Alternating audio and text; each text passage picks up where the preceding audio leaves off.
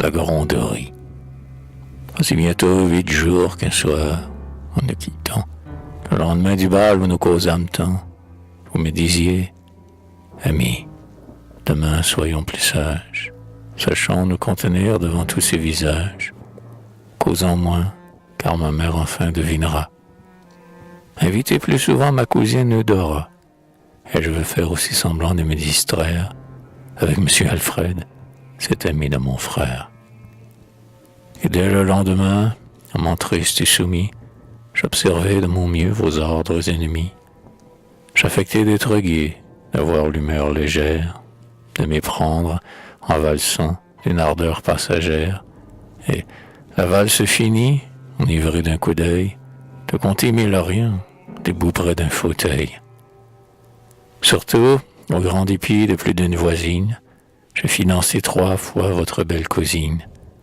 Je vantai son bouquet, son peigne de caraille, je tins nonchalamment son folâtre éventail.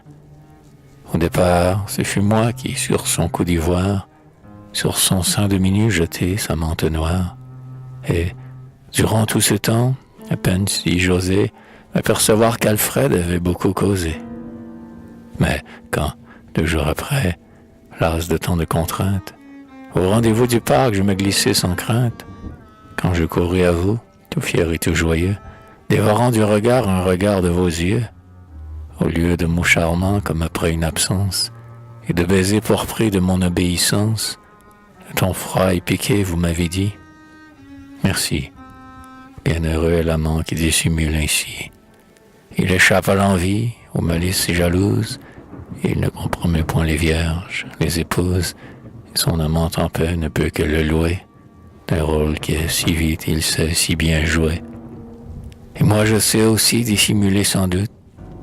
Monsieur Alfred n'est pas un rival qu'on redoute, mais j'entends quelques bruits, et rompant là-dessus, vite, séparons-nous de peur d'être aperçus.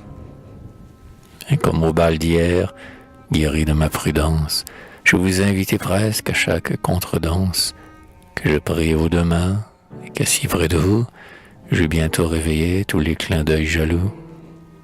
Voilà que tendrement vous me grondez encore. Ce mutuel amour que votre mère ignore, il le faudrait couvrir d'un voile à tous les yeux. Puis revient la cousine au rôle officieux. Et dans ces doux projets qu'invente le caprice, ses conseils, ses baisers afin que j'obéisse, nous prolongeons le soir et nos instants si courts. Ah, je vais mériter d'être grondé toujours.